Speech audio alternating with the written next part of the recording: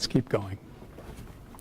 Anyway, so let's talk about wishful thinking. So that was don't use any screens. That was the long lecture on don't use any screens. Yeah? Okay, let's talk about critical thinking. What we're going to do in critical thinking, in wishful thinking, in the first chapter, is think about cases where we have very, well,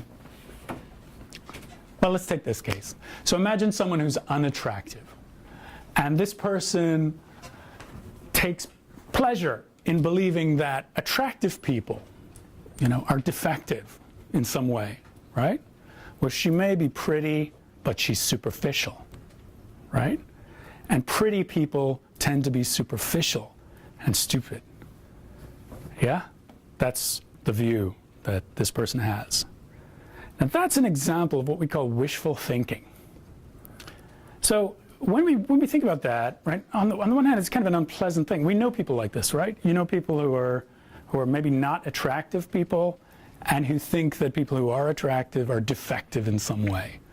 Like, let's say the skinny guy, yeah, who thinks that guys who go to the gym are jerks, right? If you lift weights, that means you're stupid, that means you're probably abusive to women, et cetera, yeah? There's a lot of guys who, aren't athletically inclined who feel that way about the jocks or the big guys or whatever, right? The bros, yeah?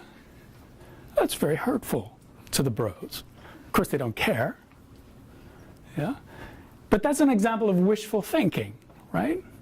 So why is it an example of wishful thinking? Let's say, for example, we took seriously this idea that perhaps beautiful people or attractive people are genuinely inferior in some dimensions to the average. It might be true. It might actually be true that beautiful people or attractive people are less intelligent. It might be true. They might be right. Yeah? They might be right that the guys who lift weights are abusive to their girlfriends. You should be with me, not with him. Yeah?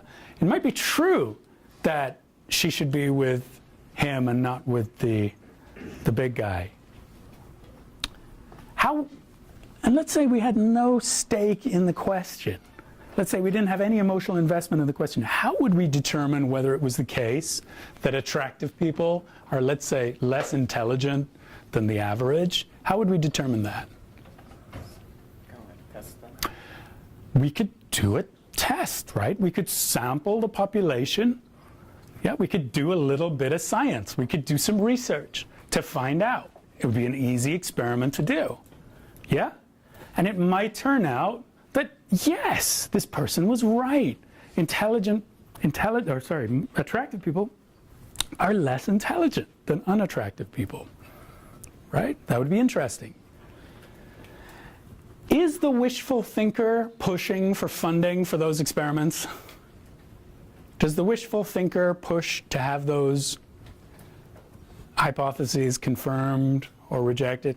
No. The wishful thinker doesn't care about what actually is true or false. Right? The wishful thinker is confident. Now, why is the wishful thinker confident? That's all they got. Well, okay, well, not quite, but let's say you pressed the wishful thinker and said, why do you think that? Why do you think that attractive people are less intelligent than unattractive people? What would they say? I mean, yes, ma'am. Like they're optimistic about it. Like when you're wishful thinking, like you're being optimistic about the topic that you're... Well, here it's pessimism, right? So you're thinking that these people are bad people, right? Yeah? You think they're bad. So what's going on? What's their evidence? First off, let's say you're one of these guys. What's your evidence? You're in the dorm, and the big guys are strutting around and slamming doors and doing all shaking branches and stuff. What's your evidence that the big guys are less intelligent? Do you have any evidence? Yeah. Just your experience? Your experience. Your experience, right? Stereotypes, your experience precisely, right? Okay? So you have some stereotypes, you have some narratives, you've seen some movies where the big guys were stupid, and you have some experiences, et cetera, et cetera. So we would find out, if we didn't care, we'd find out by doing scientific experiments, right? We'd do some research, and we'd be able to discover that beautiful people are probably on average, right? But the wishful thinker runs things like this in his head. He says, I wish that S were the case, therefore S is the case. I prefer that S is the case, therefore S is the case. Guys, don't worry about writing down what's on the slides, okay? So you don't have to dictate the slides.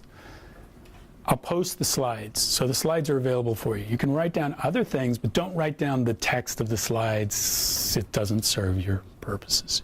You can print the text of the slides and then write on top of them, okay? So the wishful thinker prefers that it be the case, for whatever reason, that unattractive people are less intelligent than attractive people. They prefer that to be the case, right? Yeah? What's their evidence for that? Their evidence, as we said, is anecdotes. And anecdotes, the issue with anecdotes, whoops, did I skip that? There we go.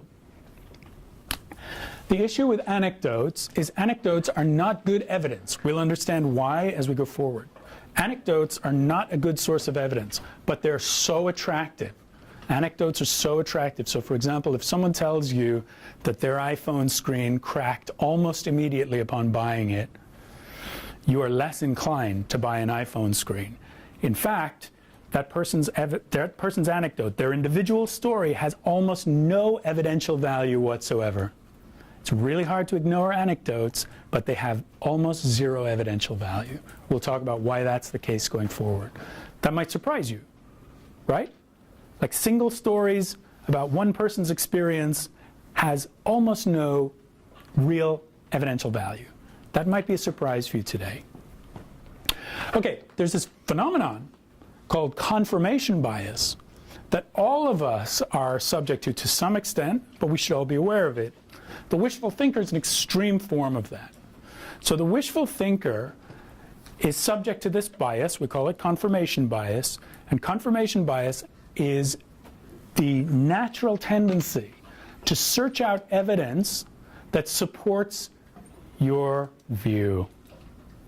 So you naturally favor evidence that supports your view. You give less weight to evidence that does not favor your view. Okay? So confirmation bias is especially exaggerated in cases of wishful thinking. So the confirmation bias for a wishful thinker is he is biased towards the list of anecdotes, the list of individual experiences that he had that supports.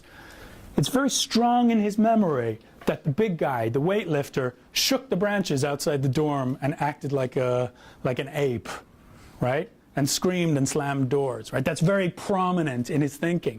He doesn't remember that the best students in his engineering course were also big guys, right? So he's going to remember some things and not remember others. He's going to remember the things that favor his view. He won't remember the things that run counter to his view, right? So that's confirmation bias. And that's a tendency we all have to some extent. Okay, so we got to combat confirmation bias. We'll talk more about it as we go forward. So what then is the... You have a question? Yeah, I wanted to ask, so a critical thinker would make the argument for both. Okay, so in the case of critical thinking about this question, the idea would be that a critical thinker should be able to interrogate his or her own biases, right? So they think about their own biases and understand why they favor some kinds of evidence over others. If we were genuine critical thinkers, then we would aim to engage in a scientific study of the question as best we could. If it's amenable to scientific study, not all questions are amenable to scientific study, but this one is. The claim that attractive people are less intelligent on average than unattractive people is amenable to scientific study. There's an answer to that question. We can find that if we care to look.